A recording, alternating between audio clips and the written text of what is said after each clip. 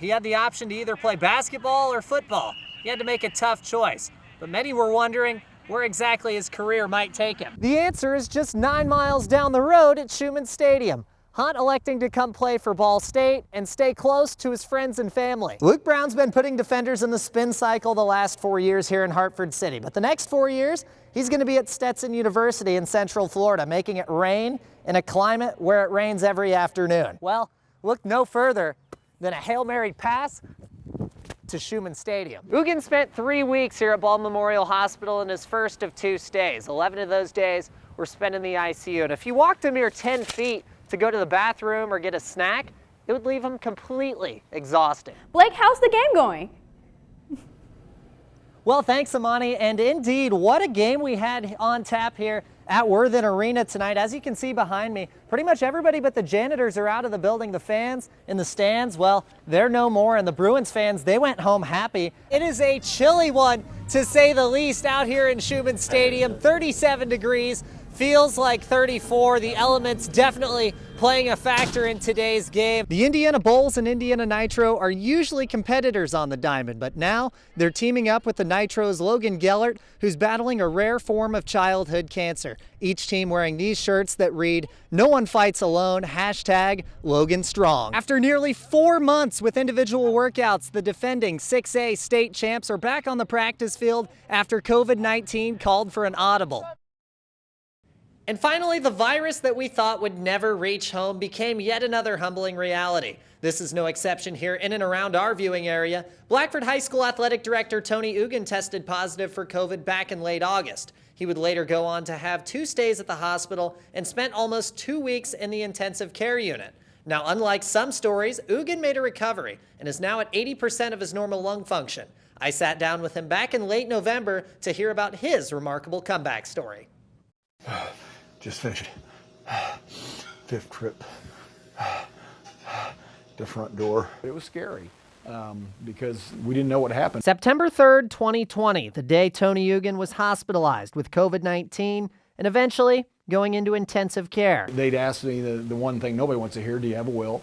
You know, and I don't want to say that I was near death, but I was in that range where it was a possibility. And for his daughter living in Oregon, things made that much more difficult. The scariest part of everything was when you start getting messages about, this is what I would want my funeral to be like, and that's when it was like, okay, this is very serious. You just keep playing back the last time you saw that person again. So I just kept thinking, the last time I saw my dad, like, is that going to be the last time that I see my dad? Ugin spent 3 weeks here at Ball Memorial Hospital in his first of 2 stays. 11 of those days were spent in the ICU. And if you walked a mere 10 feet to go to the bathroom or get a snack, it would leave him completely exhausted. I came to the conclusion of that I'm satisfied with what I've accomplished in life, and came to the reality that, you know, I could die, didn't think I would, and I told my wife, I said, I'm not afraid of dying. I've accomplished what I needed to in my life. But after weeks of isolation, Ugin doing what every patient wants to do, come back home. Thank you. Thank you very much. And not stopping at that. The next step, going back to work. We were very happy for him, but reserved in the sense we wanted to make sure he wasn't going to push himself too hard. You think about life and whatnot and what you have, and you surely find out who really cares about you. His family thrilled to have him back. It's hard to even describe how much my dad means to me and how much he's given me and been there for me. And next step, one of their favorite pastimes, going on family road trips together. When we return, members of our exec team give us an inside look at covering the pandemic as student journalists. Don't go away. Set, go! From kickoff till the clock hits 0. Leaving a mark on Delta football, breaking several passing records, and holding over a 4.0 GPA. I just try to impact the players that are around me, impact the community. He's a guy that comes in, he does things the right way, on and off the field. He's a great guy that you can say, hey, this is an example of how to be a Delta football player. Brady Hunt's journey may surprise you. He had the option to either play basketball or football. He had to make a tough choice, but many were wondering where exactly his career might take him. The answer is just 9 miles down the road at Schumann Stadium. Hunt electing to come play for Ball State and stay close to his friends and family. Staying around home was a big part of my decision. The people around here, I love them all. Love for the community and love from his parents and coach, who couldn't be happier that Hunt is staying home. I'm so proud of him. You know, he's been really good at almost everything he's ever tried. He's also got a heart for other people, and you know, he's the one kid that will kind of ask me about my day, and not, you know, that's kind of unusual for most teenagers. They're really worried about themselves most of the time. I'm just extremely proud of the human being that he is, because he's a guy that you could trust your kids with. You'd watch your kids, you wouldn't worry, you know. He's a guy that, you know, if my daughters were older, I'd let my daughters date him. And I don't know if you can say that about everyone. And when Hunt arrives on campus, he's setting the bar high. I definitely just want to get Ball State to a bowl game, help them win a MAC championship. Ball State has yet to win either. But this hometown hero looking to be the first. In Muncie, Blake Dollier, Newslink, Indiana. Life changing on a dime. At first, I really didn't want to believe it because, you know, it's something that not everyone wants to hear. You know, someone you just saw 4 or 5 hours ago, just perfectly fine, not being here again. I'll be honest with you, I think I'm still processing it all because it's kind of shocking. His impact turning county foes into some of his best friends. We just got to know each other through coaching initially, and then the more times we played each other, the closer it felt like we got. Sometimes I would look down there and see him, and we'd be a bad call either one way or the other, and we'd kind of just look at each other, shake our heads, or kind of laugh, which, you know, doesn't typically happen with coaches. Sometimes players quit because they don't like their coaching. But with Ingles, he was able to talk players from quitting into major parts of the team. Said I didn't want to play on Friday night. And he said, come back tomorrow, Saturday, before our game, and give me a final answer. Inspired by Ingles, Garcia came back. And told me that he wanted me to stay the rest of the season. And whether I play next year or not is my decision, but he wants me to finish it out. He doesn't like quitters. Coach reminding us that quitters never win and winners never quit. As coaches, we typically go out on a loss. Most of us don't go out after we win a state championship. We lose somewhere along the line, and then we retire or we quit or move on or something. But our last game's typically a loss. But with COVID stopping the season last year, Coach Ingles' last game that he ever coached was a win. Never giving up and leaving the arena of life a winner. In Muncie, Blake Dollier, Newslink, Indiana. If you are a football fan, you probably know that Drew Brees decided to call it a career, but what you may not know is he has a pretty significant connection right here in Muncie. Newslink, Indiana's Blake Dollier made that connection for us. The Saints, his teammates, alma mater, and others sending well wishes to Brees, who had a special retirement announcement. You can spend more time with us. Yay!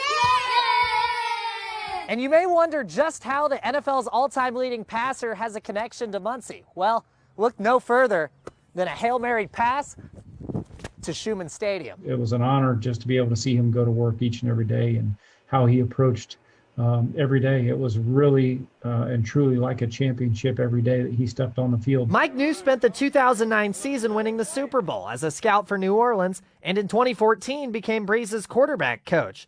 But the time with their kids was what meant the most. He would go back on the Superdome turf with all his kids and you know, with the kids of the players, and my youngest son Chase, and he'd play catch with them up and down the field for 2 hours after the game was over. And it was just, you know, that was everything to him. For a veteran like Brees, having run the offense nearly a decade, New didn't introduce too many new schemes. I approached my relationship with him as a partnership. There was nothing I was going to be able to tell him in terms of on the field. A perfect partnership, helping New bring his talents to Ball State. He was so meticulous and detailed already. All these young men that are in college, they all have goals and dreams and aspirations to play at the next level. And just sharing really the daily experiences, what it looks like behind closed doors. A job well done. In Muncie, Blake Dollier, Newslink, Indiana. Good evening, everyone. Thanks for stopping by. Appointment television for the IU faithful this afternoon. The Hoosiers are ranked in the AP poll for the first time since 1994. Tom Allen's team hits the road for a matchup against number 9 Penn State. IU forces a 3-and-out to start, but special teams issues early on. It's ruled return man Whop Fillier touched the ball, and Penn State later turns it into a touchdown. Peyton Ramsey on target all day. Ty Freifogel, a career best, 131 yards passing, and this score, tie ball game in State College. Fourth quarter, Indiana down 10. Ramsey, 371 yards through the air, and this rushing touchdown, 3-point ball game. But Sean Clifford seals it with an 18-play drive late. Fourth and goal, 1-yard sneak, 34-27 Penn State. Now to Notre Dame, the 16th ranked Fighting Irish playing in front of a non-sellout crowd for the first time since 1973. The Irish taking it out on 21st ranked Navy. Chase Claypool does not appreciate vacancy at Notre Dame Stadium. Claypool, 5 catches, 94 yards, and 3 touchdowns over the first 18 minutes of the game. Ian Book throws 4 passing touchdowns in the first half. Navy coughs up 3 early fumbles. Irish roll away over Navy 52-20. Now a quick check on the local teams. Number 2, Marion, holding number 18 Siena Heights to just 1 score, taking the win 21-7. And then number 16 UIndy taking care of business, absolutely dominating Lake Erie, 70-6 the final in that shootout. Both teams now awaiting their playoff matchups. Moving to Colts football as we look forward to one final date in Lucas Oil Stadium this Sunday. The Colts face the 5-9 Panthers for their home finale. Carolina is expected to start rookie and third-round pick Will Greer over Kyle Allen tomorrow afternoon. So, the Colts defense hoping to take advantage of the rookie and stop their losing streak, but to do so, they'll also have to shut down the Panthers' ground game. They've got the 13th ranked rushing offense led by Christian McCaffrey, who's the 3rd best back in the NFL. Meanwhile, the Colts offense hoping to tweak a few things themselves. Jacoby Brissett trying to get his rhythm back, and Marlon Mack inching closer to the 1,000-yard mark. He's less than 100 yards away. To go out there and execute and show the fans what Colt football is. We haven't showed that of late, so we want to go out there and execute for the fans. They've stuck by us, and like you said, through the highs and the lows, they've been there. And, a lot of fan bases won't do that, so we're going to go out there and try to play for them. Get back to doing what we do, and concentrating on the task at hand. And using not these 2 weeks, but using this week, as a jump start for us. It's always about pride, As a man, you want to win. As a competitor, you want to win, and this organization is all about winning, and that's something that we got to get back to. Now to the NBA, the Pacers were trying to make it 4 straight with the Thunder in town tonight. The Pacers would put their 5th new starting lineup on the court in the last 10 games. Victor Oladipo cleared for full court practice today. He was in action with the Mad Ants before joining Miles Turner on the bench tonight.